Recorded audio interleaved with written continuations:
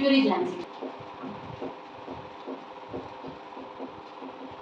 Body की growth करवाता है, या स्केलेटल जो बोन्स होते हैं उसका डेवलपमेंट करवाता है, और ये बच्चों में बहुत जरूरी होता है। ये आपके चाइल्डहुड में बहुत बहुत एसेंशियल हार्मोन है, एसेंशियल हार्मोन। व्हाई? क्यों? क्योंकि देखिए अगर ग्रोथ हार्मोन सफिशिएंट अमाउंट में नहीं निकला, अगर हम कार्य या फंक्शन के हिसाब से देख लें तो ऑब्वियस ही बात है, ये आपका जो कंकाल है ना, कंकाल या आपका जो स्केलेटन है, इसका क्या करता है? इंक्रीज करवाता है। ऑब्वियस सी बात है, तो ये इंक्रीमेंट कब चाहिए? चाइल्डहुड में ही चाहिए सबसे ज्यादा। अगर ये हार्मोन सफिशिएंट अमाउंट में ना निकले, सफिशिएंट अमाउंट, जितना अमाउंट आपकी बॉडी को चाहिए ना निकले, ठीक है, तो क्या हो जाएगा? अगर इस बच्चे में अगर ये हार्मोन कम निकलता है चाइल्डहुड या बाल्यावस्था में, चाइल्डहुड सिचुएशन हम देखते हैं, चाइल्डहुड या बाल्यावस्था, अगर ये ना निकले तो क्या हो जाएगा? ज्यादा सफिशिएंट अमाउंट मतलब हम बोलेंगे ज्यादा, मोर या ज्यादा निकले तो क्या हो जाएगा? बच्चा एक्सेस लंबा हो जाएगा, लंबा या टॉल हो जाएगा, ठीक है। और अगर ये कम निकले या लेस निकले तो क्या हो जाएगा? बच्चा नाटा हो जाएगा, बौना हो जाएगा, लेस हाइट हो जाएगी इसकी, लेस हाइट या बौना हो जाएगा। अच्छा, ये ग्रोथ इंक्रीजमेंट की तरफ से जा रहा है, और ये डिक्रीमेंट लीजिए इस चीज को, चाइल्डहुड स्टेज में ग्रोथ हार्मोन एक तरफ ज्यादा दे रहा है, एक तरफ कम दे रहा है। तो जब जहां पे वो कम दे रहा है, इसका मतलब क्या होगा? शॉर्ट हाइट होगी, तो शॉर्ट हाइट को हम क्या कहते हैं? बौना कहते हैं। क्या कहते हैं? DWAR, मतलब शॉर्ट हाइटेड पर्सन है। और यही अगर उसके बॉडी में ज्यादा निकला तो वो क्या हो जाएगा? भीमकाय आकार का हो जाएगा, लंबी हाइट हो जाएगी, टॉल हो जाएगा बहुत ज्यादा, गिगाटिज्म कहते हैं,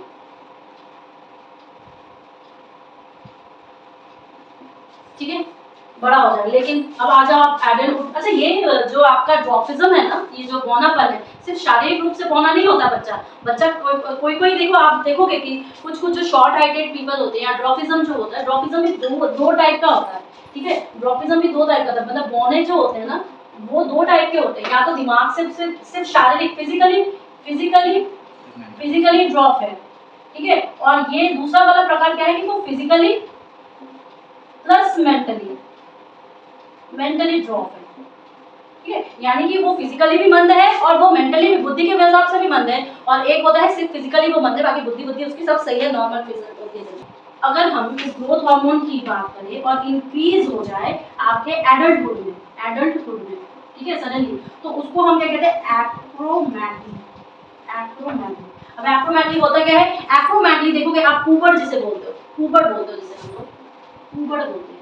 क्यों कुबड़ बोलते हैं? कि देखिए सडनली उसके बॉडी में अगर ये अमाउंट इंक्रीज करते रहता है तो आपकी क्या होगी? बॉडी स्ट्रक्चर ज्यादा हो जाएगी, तो कहीं तो इंक्रीज होगा ना, तो इसलिए पीठ में ऐसा निकल जाता है, स्पाइनल कॉर्ड ऐसे निकल जाती है, जिसे हम लोग क्या कहते हैं? कुबड़ कहते हैं। तो याद रखना, एडल्टहुड में ग्रोथ हार्मोन अगर सडनली बढ़ता है तो उसको एक्रोमैगली कहते हैं, या इंक्रीज हो जाता है। क्या होता है? आपका स्पाइनल कॉर्ड इंक्रीज हो जाता है, इंक्रीज इन लेंथ, ठीक है। या आपकी रीढ़ की हड्डी बढ़ जाती है। क्लियर है? हो जाएगा? आ गया समझ में? ग्रोथ हार्मोन देखेंगे, थायराइड स्टिमुलेटिंग हार्मोन, ठीक है। प्लीज सब सारी चीजों को हिंदी में याद करने से ज्यादा अच्छा रहेगा, आप इंग्लिश में याद करिए। थायराइड स्टिमुलेटिंग,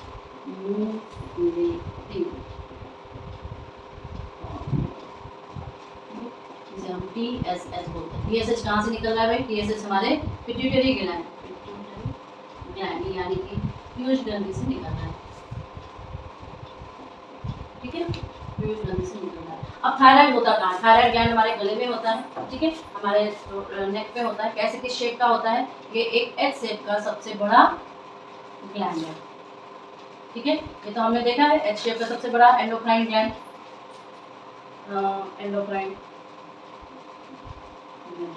लेकिन देखो ये ऐसा ही नहीं रहता, ठीक है, ये ऐसा ही नहीं रहता। मान लो ये ग्लैंड है, ठीक है, और इस ग्लैंड में TSH आया। TSH कहाँ से आया?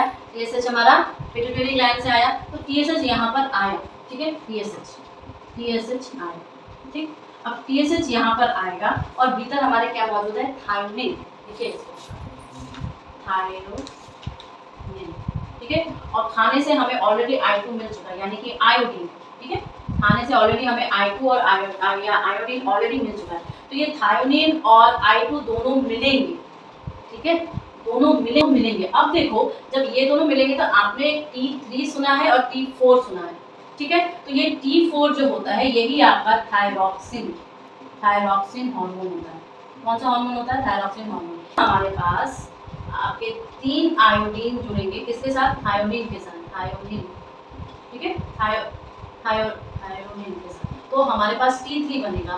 और अगर यहीं पे एक और आयोडीन जुड़ जाए, 4 आयोडीन आपके थायोनिन के साथ जुड़े तो क्या बन जाएगा? T4 बन जाएगा। और ये T4 एक्चुअली क्या है? Thyroxine, try आयोडोथायोनिन।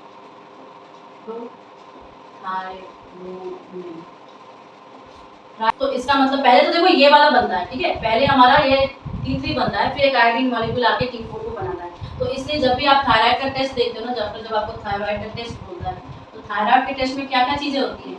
TSH होता है, T3 होता है और T4 होता है। अब समझ में आया TS3 और T4 क्या होता है? थायराइड ग्लैंड के भीतर ये TSH जो हो रहा है ना, देखो थायराइड ग्लैंड अपना ऐसा ही पड़ा हुआ है, उसको कोई कुछ वो अपने से कुछ नहीं कर रहा है। जब बाहर से TSH आता है तो वो थायराइड ग्लैंड को एक्टिवेट करता है, तब वो अपने सारे क्रियाकलाप शुरू करता है। ये इसका फर्स्ट स्टेप है। इसको थोड़ा सा ये आयोडीन तो हम अलग से ले नहीं रहे हैं, आयोडीन हम अपने खाने के साथ खा रहे हैं।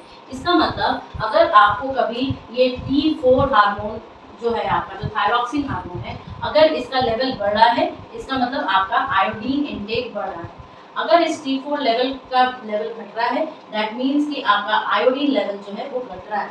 तो ये काफ़ी मेंटेन करना पड़ेगा अपने खाने में। आप ज़्यादा नमक भी नहीं खा सकते, आप कम नमक भी नहीं खा सकते, क्योंकि हर चीज़ें लिमिटेड रहती है। अब क्योंकि लास्टली हमारे पास ये T4 यानी कि जो थायरॉक्सिन है, यही इंपॉर्टेंट क्वालिटी है, इसका फंक्शंस भी इंपॉर्टेंट हो गए। तो देखो सबसे पहला इसका फंक्शन, जैसे ही हम आई डोंट नो नाउ, पहले का तो सिस्टम अलग था, but now a days whenever a woman is pregnant तो जो उसके ब्लड टेस्ट होते थे, ऐसे तो HCGC वाले जो कल हम लोग देखे थे, हम लोग क्या देखे थे कि HCGH, ठीक है, ह्यूमन गोनाडोट्रोपिक हार्मोन, ये वाला हार्मोन जो था, इसी से हम लोग घर पे तो टेस्ट से टेस्ट कर सकते हैं, बट जब हम लोग हॉस्पिटल जाते हैं तो बहुत सारे टेस्ट करवाते हैं। उसमें सबसे प्रमुख टेस्ट आपका ये थायराइड वाला होता है। ठीक, कभी कभी क्या होता है कि थायराइड समझ में नहीं आता कि हमें थायराइड है कि नहीं। याद रखना, whenever there is a pregnancy, women's का थायराइड और ये इंसुलिन, ये दोनों लेवल जरूर चेक होते हैं। थायराइड लेवल से क्या होता है कि ये बहुत इंपॉर्टेंट है फीचर्स के डेवलपमेंट में, बच्चे के डेवलपमेंट के लिए, because it is directly for the development of your child's brain. ठीक है, तो T4 हार्मोन का बहुत जरूरत है, बढ़ा हुआ लेवल रहे या घटा हुआ लेवल रहे, अगर जो भी आपके ब्लड रिपोर्ट में आता है, डॉक्टर आपको मेडिसिन उस हिसाब से देता है। Because thyroid is two type, hyper and hypothyroidism, एक में लेवल बढ़ा होता है, एक में लेवल डेफिशिएंट होता है। ठीक है,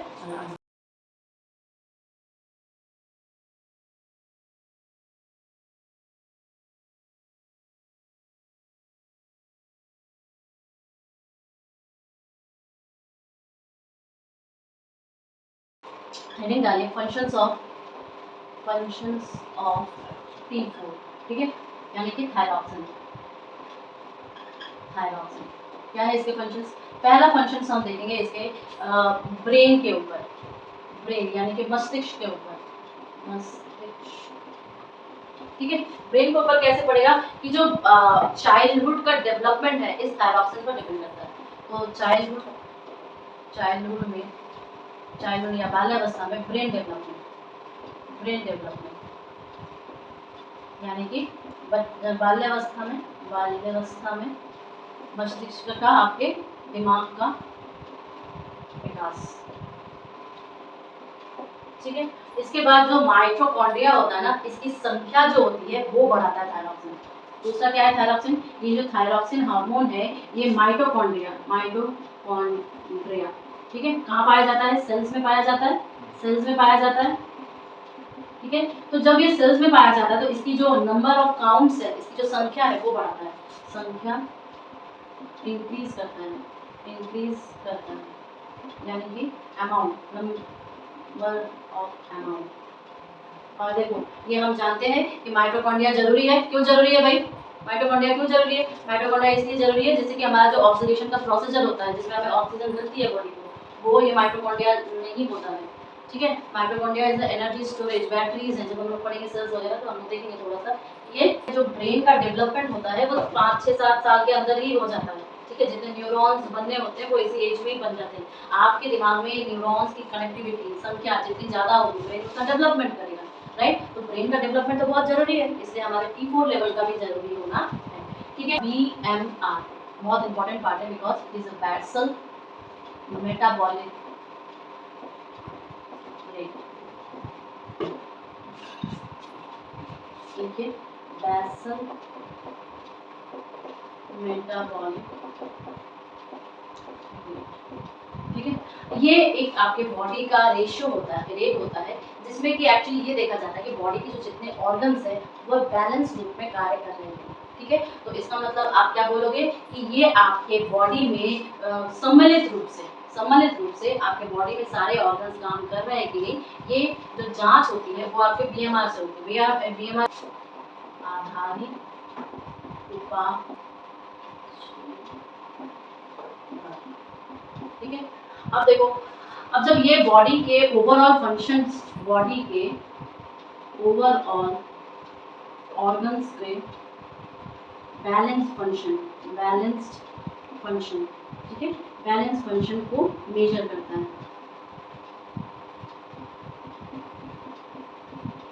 बैलेंस फंक्शन को ये मेजर करता है, जब ये बॉडी के ओवरऑल बैलेंस फंक्शन को मेजर करेगा। अभी मैंने क्या देखा था, बॉडी के सारे ऑर्गन सही तरीके से काम करेंगे, कौन कंट्रोल करता है, ये हमारा थायरॉक्सिन ही कंट्रोल करता है। तो जब बॉडी के सारे फंक्शन ठीक से काम करेंगे, थायरॉक्सिन कंट्रोल कर रहा है, दैट मींस इस BMR को कौन कंट्रोल कर रहा है, थायरॉक्सिन ही कंट्रोल कर रहा है, थायरॉक्सिन हार्मोन ही कंट्रोल कर रहा है, मतलब T4 हार्मोन ही कंट्रोल कर रहा है। दैट मींस कि अगर ये क्वेश्चन पूछा है कहीं पे कि जो आपका BMR जो है ये कौन सा हार्मोन रिस्पॉन्सिबल है या कौन सा हार्मोन इसको कंट्रोल कर रहा है, डायरेक्टली क्या बोल दोगे, ठीक है, BMR। अब लिखिए थोड़ा सा इसके डिसीज, थायराइड वाले जो ये थायरॉक्सिन के कारण डिसीज या रोग, डिसीज या रोग क्या होता है भैया। सबसे पहला तो हम यही जानते हैं कि हार्मोन बढ़ा हुआ है या हार्मोन घटा हुआ है। तो हम बोलेंगे भाई इसके 2 रोग होते हैं, जिसमें कि आपका थायरॉक्सिन जो है इंक्रीज्ड है और एक में क्या है थायरॉक्सिन हार्मोन एक्चुअली डिक्रीज है, यानी कि लेस है, और इसमें मोर लेस है और इसमें मोर। इसका मतलब कि आपके बॉडी में देखो डिफिशियंसी में हम लोग, देखो तुम लोग बहुत ज़्यादा गला घोटू रोग सुनते हो, वॉटियर जिसे कहते हैं, आयोडीन की कमी, यानी कि हम ये भी तो जान सकते हैं कि आयोडीन एक्सेस हो गया, T4 लेवल बढ़ गया। इसका मतलब क्या है कि एक ग्रेव डिसीज होता है, ग्रेव डिसीज, ठीक है, ग्रेव, ये भी इसके अधिकता की वजह से होता है कि हमारे बॉडी में ज़्यादा है T4 लेवल। और एक आपका आता है प्लमर, हाँ, ठीक है, वाइट, ठीक है। एक आपका होता है कि डेमा,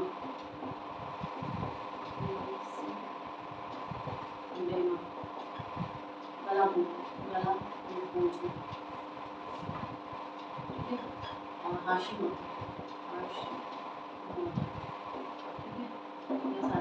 हाशिमोतो डिसीज के बारे में बोलना चाहूँगी। हाशिमोतो डिसीज में सुसाइडल टेंडेंसी बढ़ जाती है। हाशिमोतो, ये जो हाशिमोतो डिसीज है इसमें इंसान की सुसाइड करने की टेंडेंसी आती है।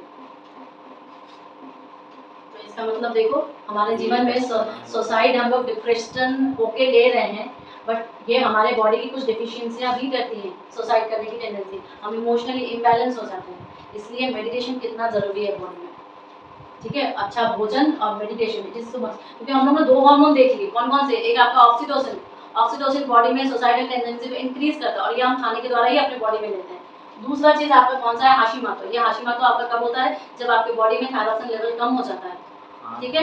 तो थायरॉक्सिन यानी कि आयोडीन लेवल कम हो रहा है, तो बॉडी में आयोडीन लेवल कम हो रहा है, दैट मींस कि आपको थायरॉक्सिन कम की बीमारी है और आपको ये हाशिमोतो होने के चांसेस है, जिसमें कि आपकी सुसाइडल टेंडेंसी बढ़ जाती है। So be aware of your food, what are you intaking in your body.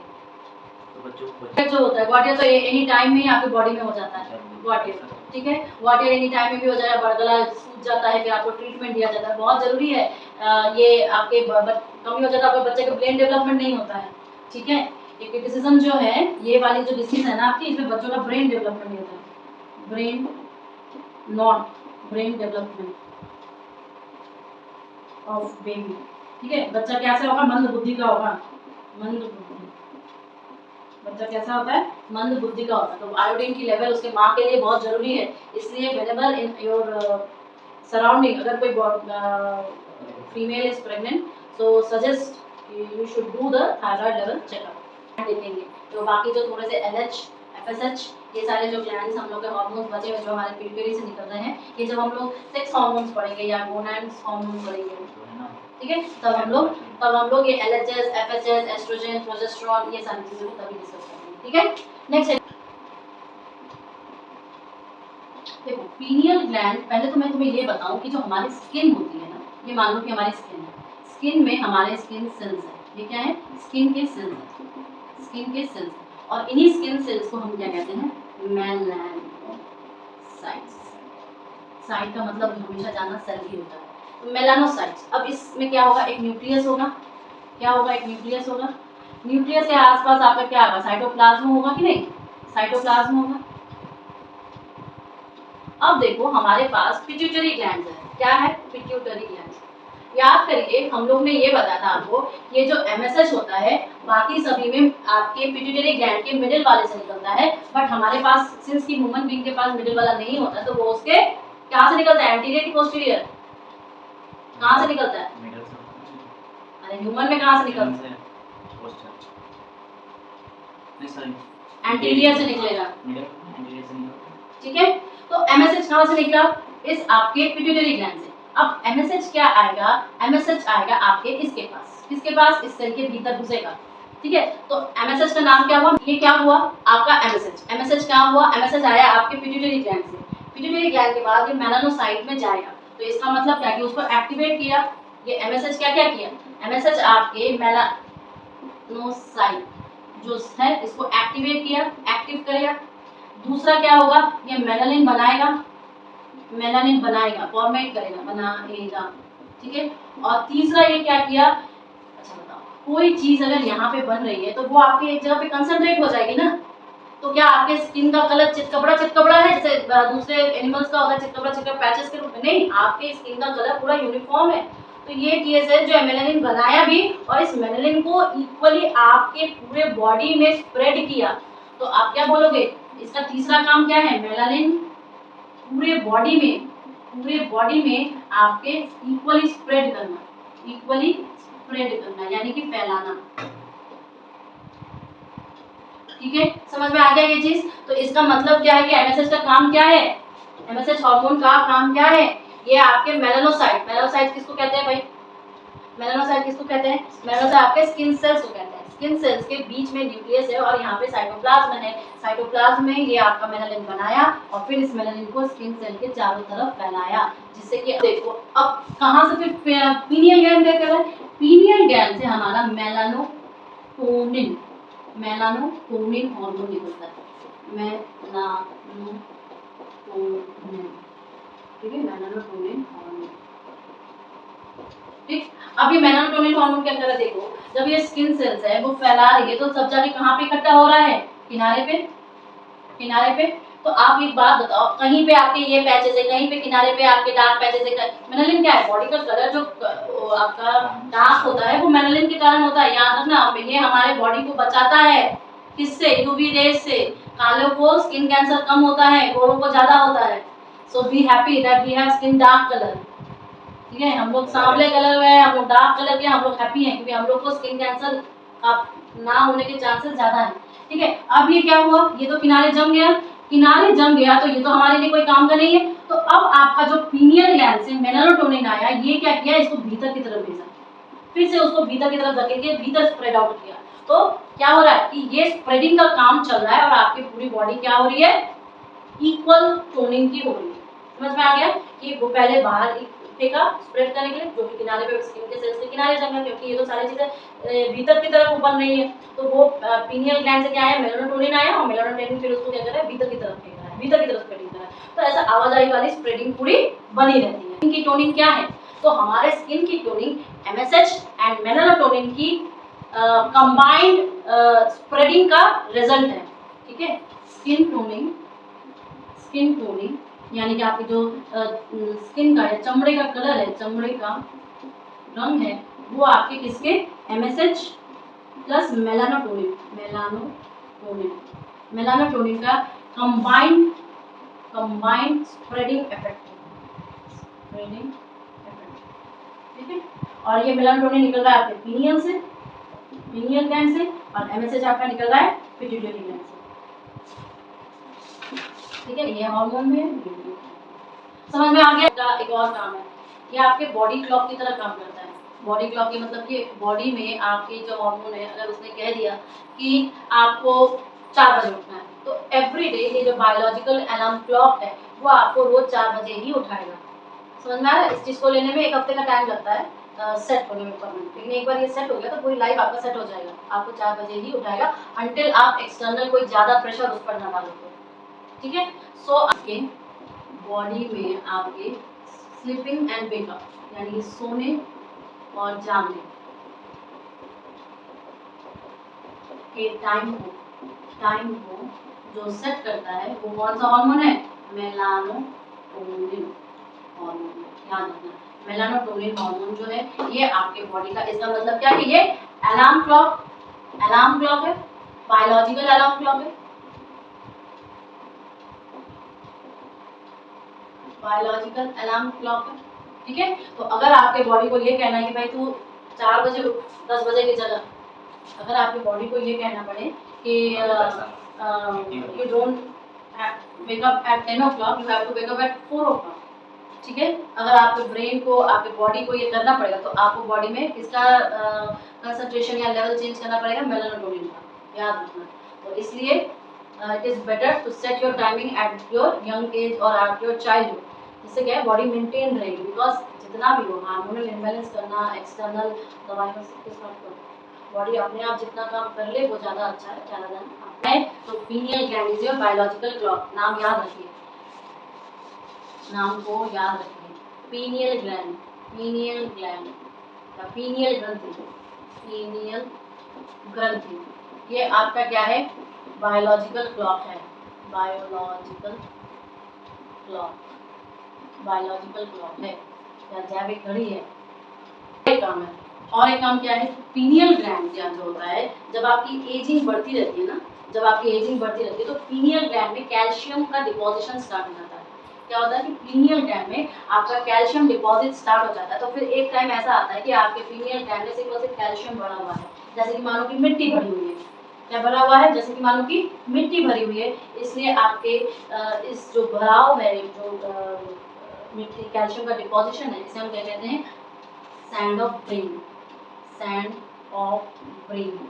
किसको सैंड ऑफ ब्रेन कहते हैं? आपके पीनियल ग्लैंड में calcium deposition, calcium deposition, calcium deposition यानी कि कैल्शियम के जमाव।